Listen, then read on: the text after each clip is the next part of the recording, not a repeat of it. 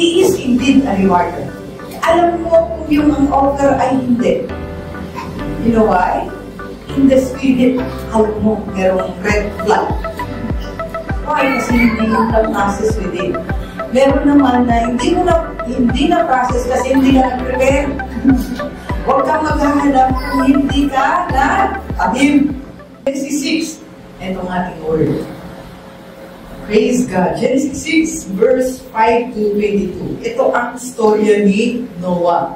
Pero, kung naiintindihan ko ang arko ni Noah, sa panahon na to,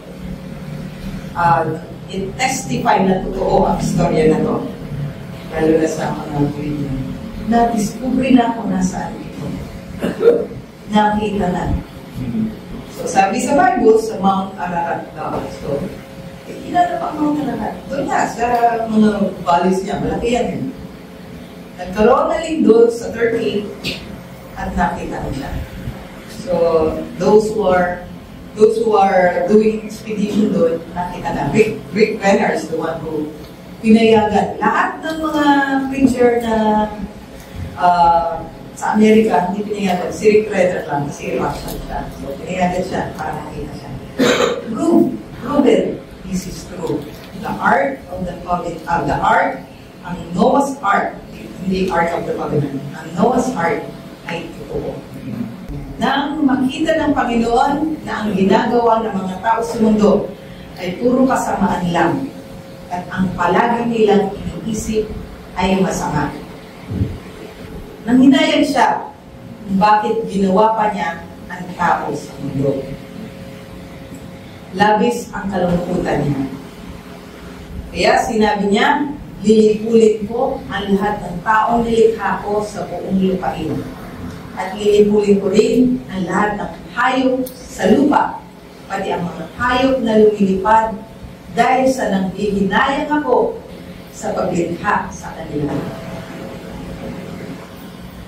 Balik tayo sa 7. Sabi niya dito, lilipulin ko. So, do you think it is really in the heart of God to do this? Hindi. Kasi nakita niya sobrang masama. Evil upon evil upon evil.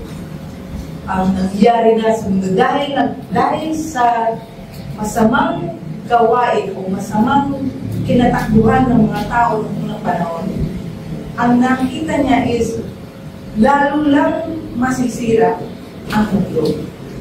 At ang kasamaan na yun ang naghatid ng ganyang judgment sa buhay nila.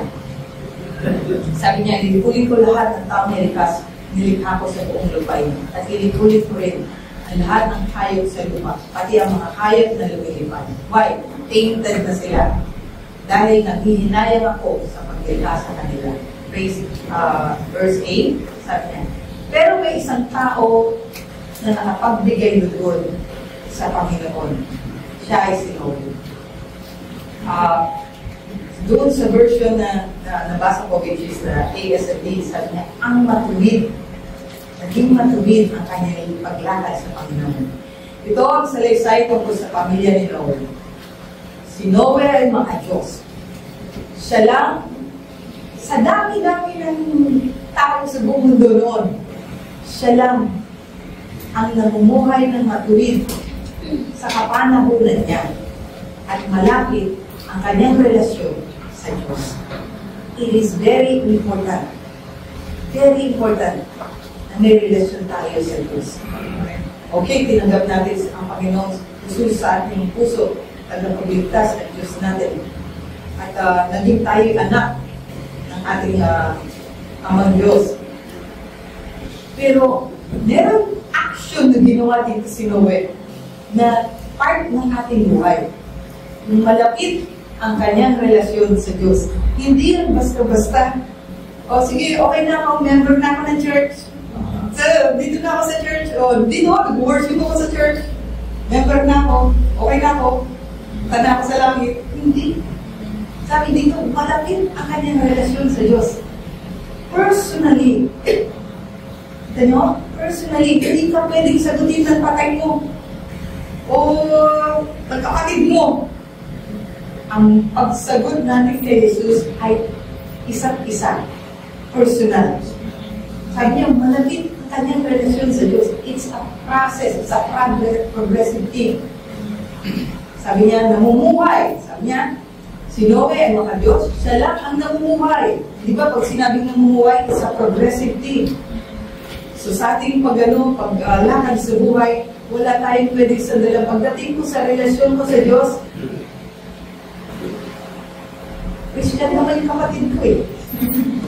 Hindi mo, Christian naman ang tatay ko, nanay ko. Hindi. Verse 10, kasama dyan, sa lakad mo na maging matuwid sa harap ng Panginoon, kasama dyan ay ang pamilya mo. May 3 siyang anak na lalaki, si Shem, si Ham, at si Japheth. Napakasama na ng mga tao sa paningin ng Diyos, at ang kanilang kasamaan ay laganap na sa mundo. So sabi niya, ang sitwasyon ng panahon na yun, sobrang laganap na. Sobrang wala na makita ang Diyos na repentance sa puso ng tao. Na ganun kakurap ang nangyari ng panahon na yun. At ganun kakurap at nag-iisa lang ang pamilya na nakita niya. Nag-iisa. So sabi niya, sa verse 12, sabi niya, nakita ng Diyos na lubang masama ang mga tao sa mundo dahil ang ginagawa nila ay puro kasamaan. The people in itself, sila nang tawag ng ganitong mangyayari sa buhay nila. Remember, kung anong itinanim, yun ang anihin. Kung kasamaan ang itinanim, aanin ang kasamaan. Kaya sinabi niya kay Noe, ay, tama ka daw. Lilipulin ko ang lahat ng tao dahil sa kanila lumaganap. Dahil pa sa kanila, dahil sa kanila lumaganap ang kasamaan sa mundo. Sa tao rin nagbulat. Lilipulin ko sila kasama ng mundo. Okay, let's end this. Hindi na tayo mag-regret. Wala na ako nakita mag-regret. Alam na Diyos sa puso ng bawat isa, di ba? Ganun kasama. Bakit nila kawawa naman yung mga tao? Bakit niya nalulod sa baha? Yan ang sitwasyon. Lumaganap ang kasamaan sa mundo. Yan ang sitwasyon. Nawala nang nakitang pagsisisi sa puso nila. So sabi dito, nilipuli ko sila kasama ng mundo. Verse 12, 14, kaya ikaw, Noe, may solusyon na Diyos.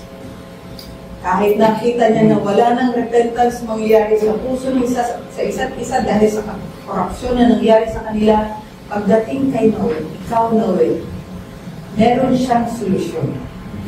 It doesn't end dun sa korupsyon.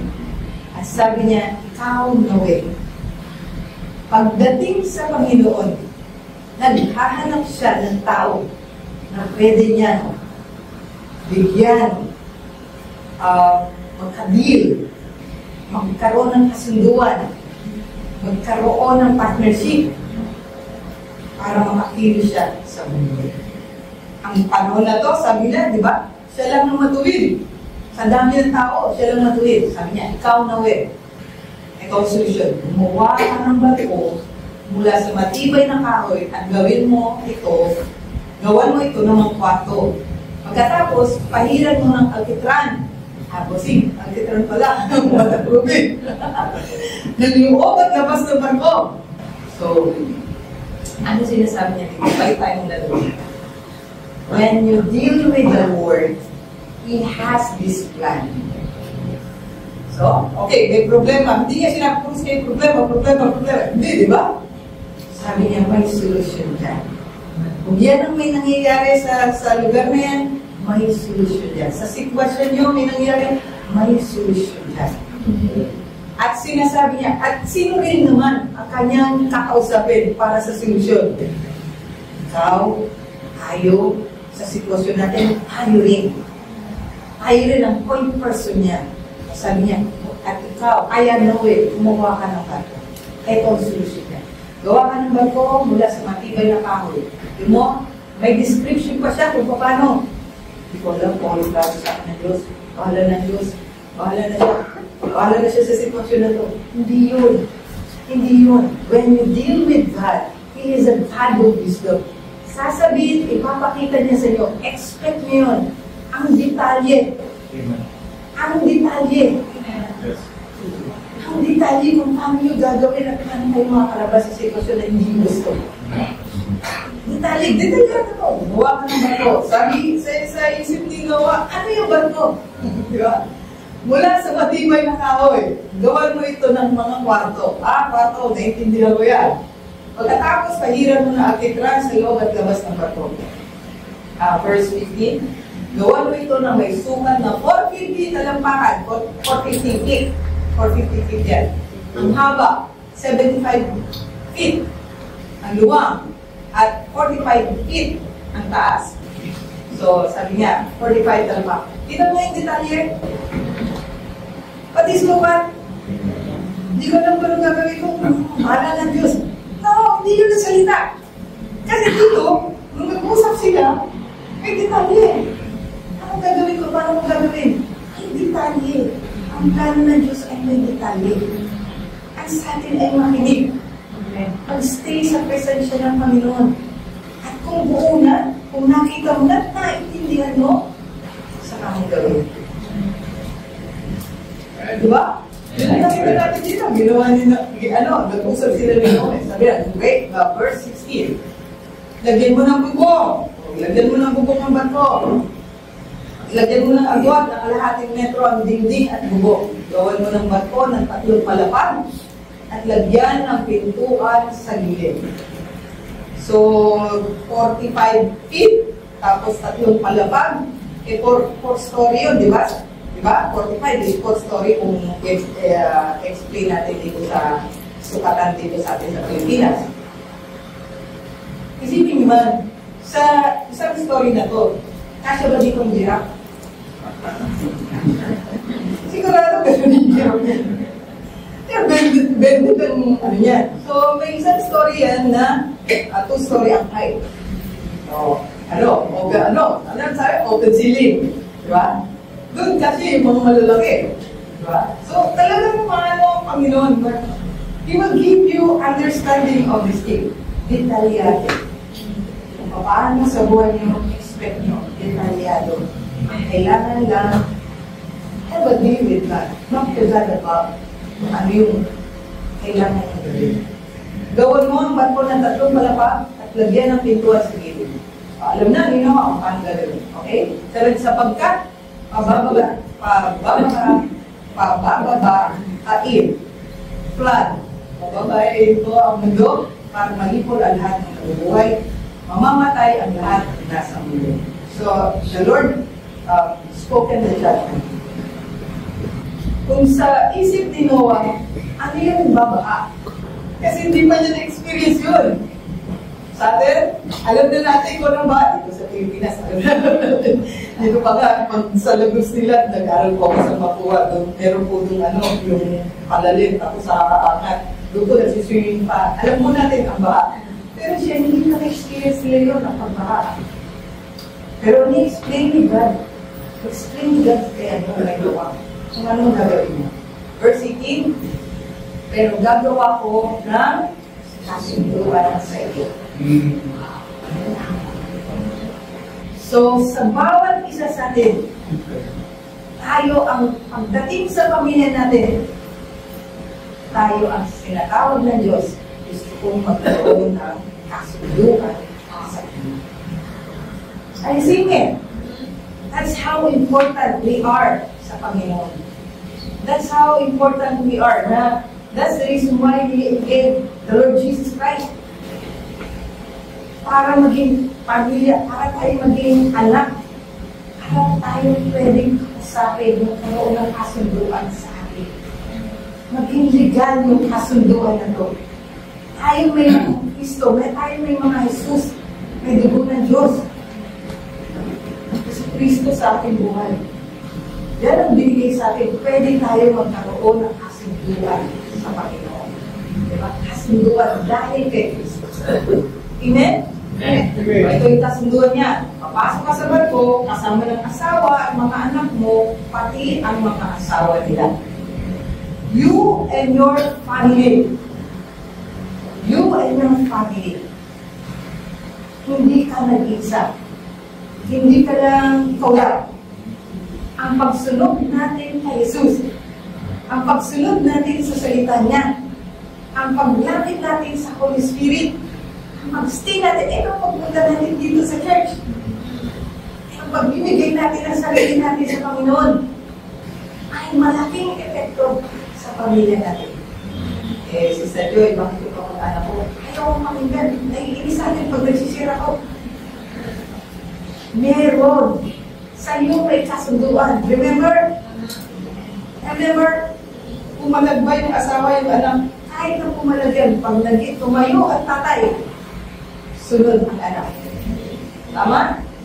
So sabi niya dito, papasok ka sa barko, ito ang kasunduan natin. Ano sinasabi niya? Maliligtas ka from this judgment na mangyayari sa mundo. Verse 19, magpapasok ka rin ng isang lalaki at babae sa bawat uri ng hayop para mabuhay sila kasama ko. Ano sabi niya? Anong bilin niya? Part ng instruction niya. Sabi niya dito, magpapasok ka ng isang lalaki at babae sa bawat uri ng hayop para mabuhay sila kasama mo. Wala akong nakita dito lalaki at babae lang. Kadalasan sa aming panahon ng millennial, ano nga yun? LGBTQ Bakit hindi naintindihan? Hindi ko alam, sa tingin ko, lumaki ako ng bata pa ako, ganyan ako Nakikita niyo yan sa surrounding niyo. Nakikita niyo yan sa mga kasama niyo sa paligid. Nakita niyo yan sa sphere of influence niyo. Pero dito, sino lang ang pinapasok? Isang lalaki at babae. Sa bawat uri ng hayop para mabuhay sila kasama mo. Di ba? Intindi niyo? Hindi siya language na tinatanggap dito sa Word of God. Yan ay language ng mundo. Yan ay excuses. Ngayon pa lang, sa atin, di ba? Sa ating mga teenagers ngayon pa lang, makikita nyo na. Kasi kadalasan, tanggapin natin kawawa naman. Yakapin natin kawawa naman. Lalo tuloy lumalaki ang kanilang kaisipan na ganito ako Ganito ako nung bata pa ako, ganito na ako. Those are excuses. Excuses talaga. Kasi sabi yun, sino lang makapasok? Lalaki at babae lang.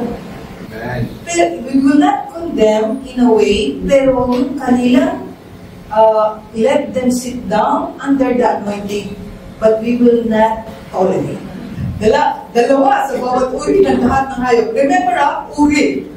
May uri pa, may kind. May kind pa. Mga lumilipad, lumalakad, at lumagapang.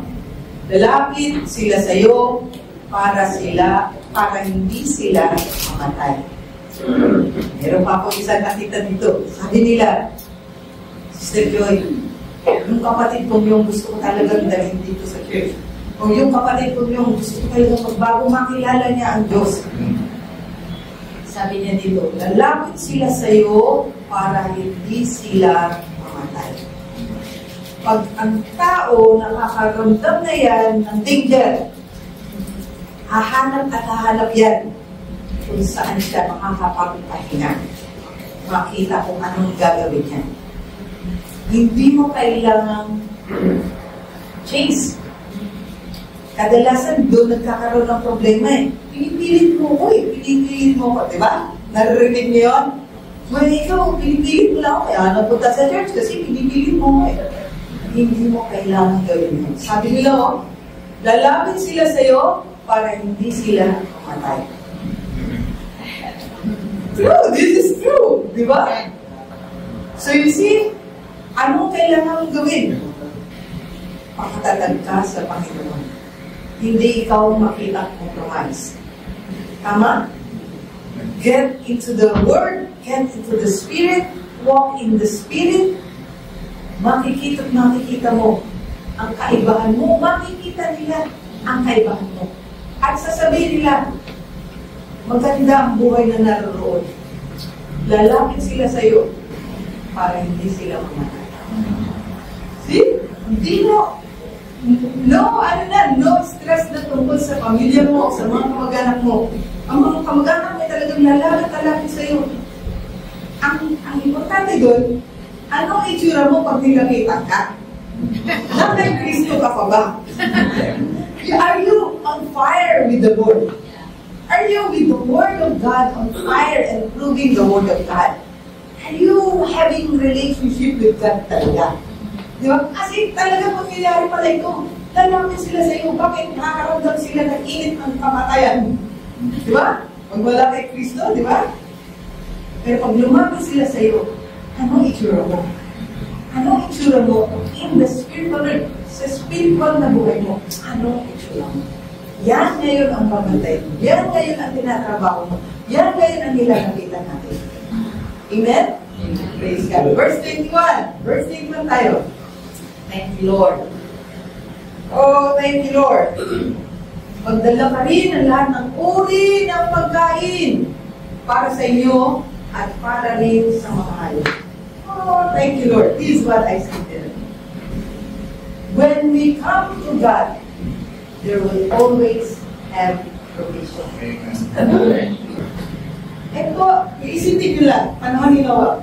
Balik tayo kay Noah. Panahon niya. Paano niya na-push ang elepante? Paano niya napapasok sa loob? Alam niyo ng mga hayop, mamamatay sila. Di ba? Pag may earthquake, naglalabasan ng ipis, sawa, ahas, di ba? Alam nila, may mangyayari. Pero paano niya na-push yung elepante? Paano? Ang leon, paano niya na-push ito? Pagkain. Dahil sa pagkain. Isipin nyo man, napakalaki ng sinabi ng Diyos sa kanya na kargo. Naputol ang mga kahoy.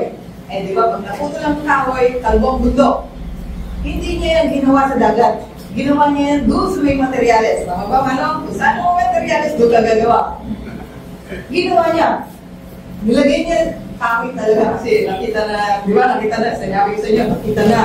Wala ng puno. Nandoon, nakalagay sa atko. Naka-atko na. Doon sa barko, nakalagay na. So, alam mo na ng mga hayop, ako, magkakagulo. Parang may nararamdaman kami.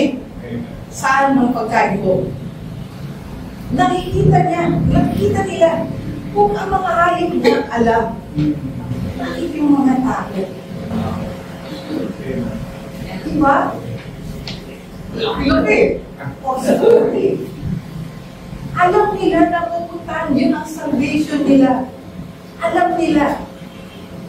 Pero, ang mga tao, si Noah at ang pamilya niya lang ang nakasakay sa barko, ang nakapasok sa barko. See? Diba? So, naiintindihan mo na kung paano niya napapasok ang lepante. Pagkain. Doon may pagkain. Walang pagkain sa labas. Naubos niya ang puno. Taon naman kasi. Taon talaga. Nakasulat dito sa verse 7. Taon talaga yung inabot niya para magawa ito. So, verse 22. Sinunod ni Noah, ang lahat ng inutos ng Diyos sa kanya. So, it's God had made agreement sa kanya. Kasunduan, di ba? Sabi niya, kakaroon ng kasunduan sa'yo. Ganito ang gagawin mo. Ganito ang lapat. Ganito ang taas. Ganito ang no? Detalye. Pagdating ng buhay natin, detalyado na kay Kristo. Really get into your spirituality, Holy Spirit leading you, the Word of God in you.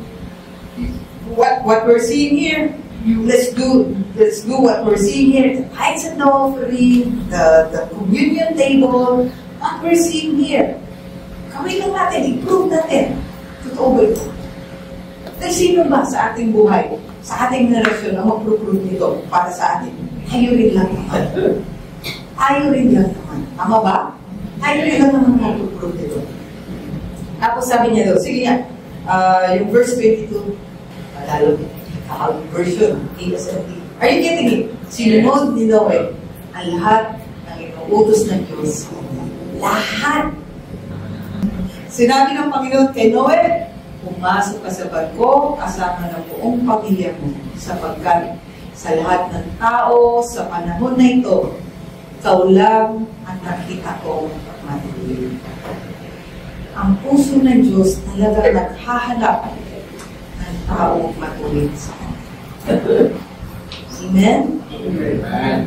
Eh, Sister Joy, ang dami ko pa rin kasalanan, mga pagkakamali, at imperfection sa buhay ko.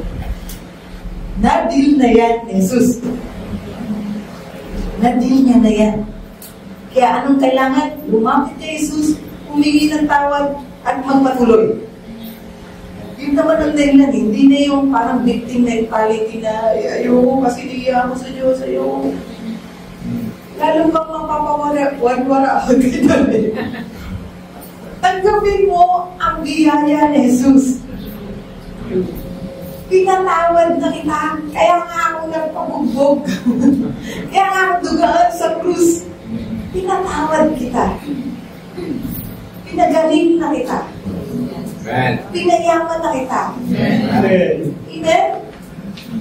Tanggapin mo yan. Yun ang sinasabi. Our faith, believing God. Tanggapin mo yun. Tanggapin mo yun. Sister Joy, baka magkamali pa ako. Binigyan na ng space ng Panginoon yung pagkakamali mo. Ang kailangan mo lumakad na lumakad na lumakad naman. Yun ang makikita mo, wow, namumunga na talaga ang relasyon mo sa Panginoon. Doon makikita ang sweet na relationship sa Panginoon. Di ba? Di ba? Marati kang merong pag-asa. Meron kang pagkakataong lumakad ng tama at nagmatuwid sa Kanya.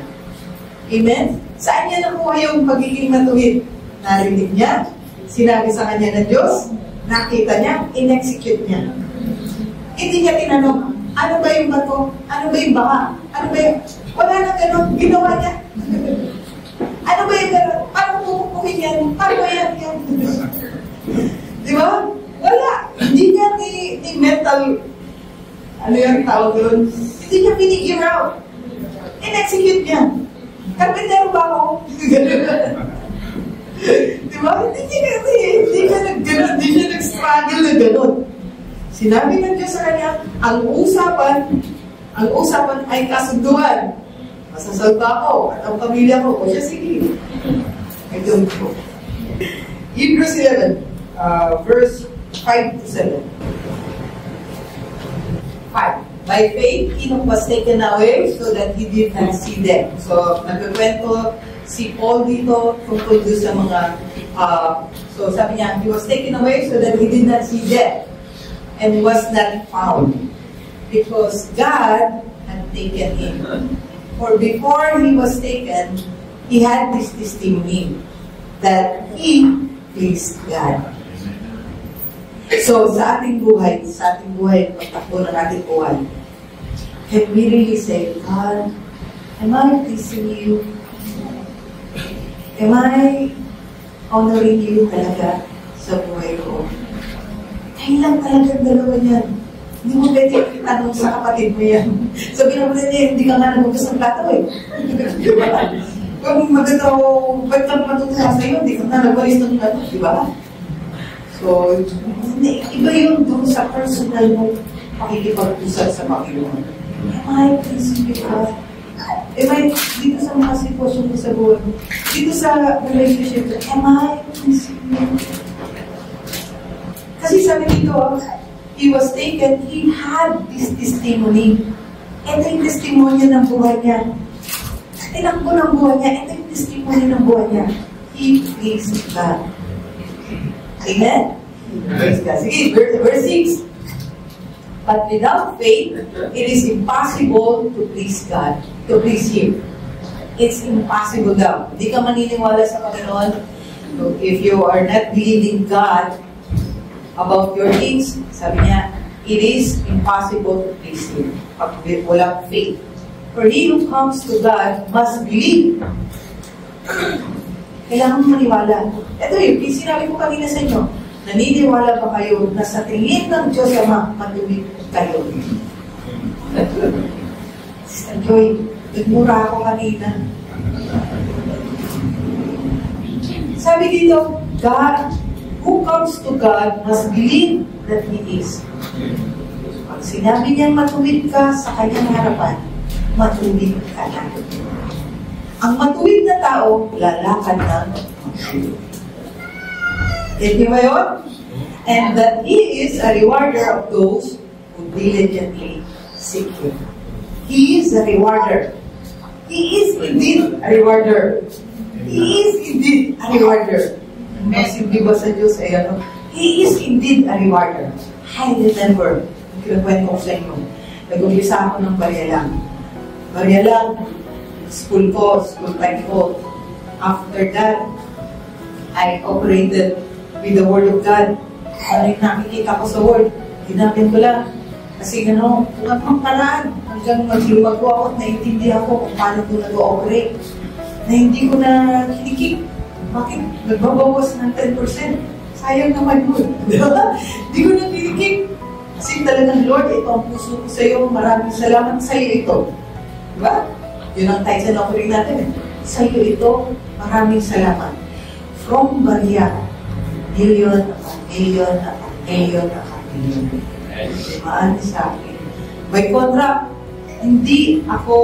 wala po sa FB. Naalala niyo yung mga advertisement sa FB, wala ko doon. Hindi ko ginagamit ng social media para doon. Ang aking social media ay paglaruan ko lang. Wala akong calling card. Pero may angelic house ako. We process this thing in the Spirit first. We call forth the projects in the Spirit, in prayer. Only forth. Kung ano lang ang gusto mo, kung ano lang kaya mo. Meron pa ng 4 projects, 6 projects, ang lalaki, warehouse and everything. Pero stress ka. Ang puti na ng buhok mo. Lumaan ka. Hindi mo alam kung saan ka pupunta ang project na lahat nagtatalon. Hindi, di ba? Kung natuloy na process mo from the inside, praying works about it. Yun ang tatanggapin mo. What you have process with it. Alam mo kung hindi. Alam mo kung yung ang offer ay hindi. You know why? In the Spirit, alam mo, merong red flag. Why? Kasi hindi yung na-process with it. Meron naman na hindi na process kasi hindi ka nag-prepare. Huwag kang maghahanap kung hindi ka nag-tanim. Diba? Huwag kang maghahanap kung hindi ka nag-tanim. Kung nakikita mong kapitbahay mo, grabe yung progression nila, huwag mo nang tignan yun. Ang tignan mo, ano ang iyong itinatanim. See, ginawa ni Noah? Receive from the Lord first. Whatever is to be done, receive from the Lord first. May gagawin ng Diyos. Big time ang gagawin niya. Baha ang mangyayari, nawala ang mga big time. Saan niya na-receive yun? Sa presensya ng Diyos. Bago siya kumilos, doon muna siya sa presensya ng Diyos.